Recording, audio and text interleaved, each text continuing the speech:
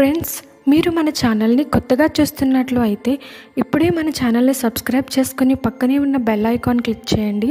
అప్పుడే మన వీడియోస్ అన్నీ ముందుగా మీకు నోటిఫికేషన్ రూపంలో వస్తాయి. ఉగాది పండుగను ఆయా ప్రాంతాల్లో వివిధ పేర్లతో జరుపుకుంటారు. తెలుగు కన్నెడుగులు మాత్రం దీన్ని ఉగాది పేరుతోనూ, తమిళులు పుత్తాండు పేరుతోనూ వ్యవహరిస్తారు. చైత్రమాసి జగద్బ్రహ్మ సపర్ణపదమే అహని. వత్సరాదౌ వసంతాదౌ రసరాద్యే తదైవచ అంటే బ్రహ్మకల్పం ప్రారంభమైన మొదటి ఉగాది ప్రభవ. మొదటి ఋతువు వసంతం, నెల చైత్రం, తుది పాడ్యమి ఆదివారం అంటే ఆ సమయంలో ఈ సృష్టి ప్రారంభమైందని లేదా ప్రభవించిందని అర్థం. అందుకే తెలుగు సంవత్సరాలలో మొదటిది ప్రభవ, చివరిది క్షయ. క్షయ అంటే నాశనమయ్యేది. ఈ బ్రహ్మకల్పం అంతమయ్యే ఏడాది అన్నమాట. కాబట్టి చైత్రమాసం శుక్లపక్షంలో సూర్యోదయం కాలంలో పాడ్యమి తిథి ఉన్న రోజునే ఉగాదిగా నిర్ణయిస్తారు. ఉగస్య ఆదిహి ఉగాదిహి అంటారు. ఉగ అంటే నక్షత్ర గమనం, అంటే నక్షత్ర గమనం ప్రారంభమే ఉగాది అని అర్థం. మానవుల లెక్క ప్రకారం 432 కోట్ల సంవత్సరాలు బ్రహ్మకు ఒక పగలు, రాత్రి కూడా అంతే. అంటే 864 కోట్ల సంవత్సరాలు బ్రహ్మకు ఒక రోజన్నమాట. ఇలాంటివి 360 రోజులైతే ఆయనకు ఒక ఏడాది పూర్తయినట్లు లెక్క. అంటే బ్రహ్మ 100 ఏళ్ల ఆయుష్ 3,11,040 కోట్లు సంవత్సరాలు. ఇప్పటి వరకు 6 బ్రహ్మలు సృష్టి కార్యాలను ముగించారు. ప్రస్తుతం 7వ బ్రహ్మ ద్వితీయ పారార్ధంలో ఉన్నారు.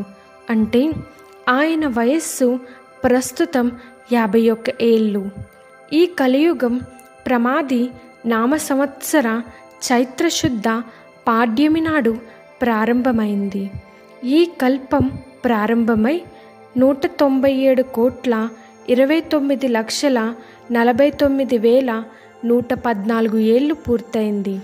ఇప్పుడు మనం వైవస్వత మన్వంతరంలో కలియుగంలో ఉన్నాం.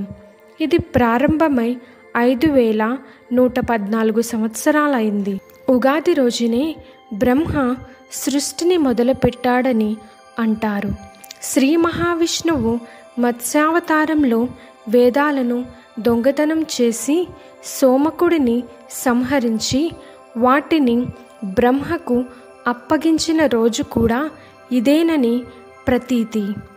శ్రీరాముడు విక్రమాదిత్యుడు శాలివాహనుడు పట్టాభిషిక్తుడైన రోజు కూడా ఉగాదే. వరాహమహిరుడు పంచాంగాన్ని జాతికి అంకితం చేసింది కూడా ఈరోజే. ఉగస్య ఆది ఉగాది. ఉగ అంటే నక్షత్ర గమనం లేదా జన్మ, ఆయుష్ అని అర్థాలు కూడా ఉన్నాయి. వీటికి ఆది ఉగాది అంటే ప్రపంచంలోని జనుల ఆయుష్కు మొదటి రోజు కాబట్టి ఉగాదిగా మారింది.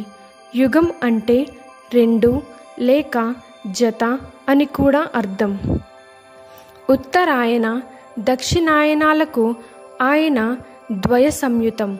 యుగం అంటే సంవత్సరం కాబట్టి ఆ యుగానికి ఆది యుగాది అయింది. ఉగాది వసంతానికి గల అవినాభావ సంబంధాన్ని సూర్యుడికి సకల ఋతువులకు ప్రాంతః సాయంకాలాది త్రికాలములకు ఉషా మాతృస్వరూపం అని విశదీకరించారు. వసంతే కపిల సూర్యో గ్రీష్మే కాంచన సుప్రభః శ్వేతో వర్ష సువర్ణేన పాండుష్యది భాస్కరః హేమంతే తామ్రవర్ణస్తు శిశిరే లోహితో రవిః ఇతి వర్ణ సమాఖ్య తాసూర్యసనతో సముద్భవ అంటే విష్ణుకిరణ ప్రభావితమైన వసంతం పసుపు లేదా గోధుమ రంగులో ఉంటుంది. ఈ కిరణాలు ఉత్తరాయణంలో వికాసం చెంది గ్రీష్మానికి హేతువైన కాంతులు దక్షిణాయనంలో క్షీణిస్తాయని అర్థం. హిందూ సాంప్రదాయం ప్రకారం చైత్ర శుక్ల పాడ్యమి నాడే అనగా ఉగాది రోజున సృష్టి జరిగిందని నారద పురాణంలో వివరించారు. వసంతం ప్రారంభమైన చైత్ర శుక్ల పాడ్యమి రోజున సూర్యుడు దినరాజై ఉండగా ప్రజాపతి బ్రహ్మ ఈ రసజగత్తును సృష్టించాడు. కాలగణన, గ్రహ నక్షత్ర, ఋతు, మాస వర్షాలను, వర్షాదిపులను ప్రవర్తింపజేశాడు. తెలుగు ప్రజలు చాంద్రమానాన్ని అనుసరిస్తారు. కాలగమనంలో మార్పులు సహజం. కల్పంలో యుగాలు యుగాలు ఉన్నాయి. యుగాలు మారే కొద్దీ ధర్మాలు కూడా మారుతాయి. ప్రస్తుతం కలియుగం నడుస్తోంది. తెలుగు సంవత్సరాలకు ప్రత్యేకంగా పేర్లు ఉన్నాయి. ఆయా పేర్లను బట్టి ఫలితాలు ఎలా ఉంటాయో ఊహించి చెప్పవచ్చు. తెలుగు సంవత్సరాలు 60. ప్రభవతో మొదలై అక్షయతో ముగిస్తే ఒక ఆవృతం పూర్తయినట్లు. మళ్ళీ తిరిగి ప్రభవతో ఆరంభమవుతుంది. ఈ పేర్ల వెనుక ఉన్న భిన్న వాదనలు ఉన్నాయి. ఈ కథనం ప్రకారం శ్రీకృష్ణుడి 14,100 మంది భార్యల్లో సందీపని అనే రాజకుమారి 60 మంది సంతానం. వారి నామాలని తెలుగు సంవత్సరాలకు పెట్టారని అంటారు. నారదుడి పిల్లల పేర్లు వీటికి పెట్టారనే మరో కథ కూడా ప్రాచుర్యంలో ఉంది. దక్షుడు కుమార్తెల పేర్లు కూడా ఇవేనని అంటారు. హిందువులకు అత్యంత శ్రేష్టమైన ఈ పండుగను ఆంధ్రప్రదేశ్, తెలంగాణ, కర్ణాటక, తమిళనాడు, మహారాష్ట్ర తదితర ప్రాంతాల్లో జరుపుకుంటారు. ఆంధ్ర, కర్ణాటకల్లో ఉగాది పేరుతోనూ, మహారాష్ట్రలో గుడిపాడ్వా పేరుతోనూ పిలుస్తారు.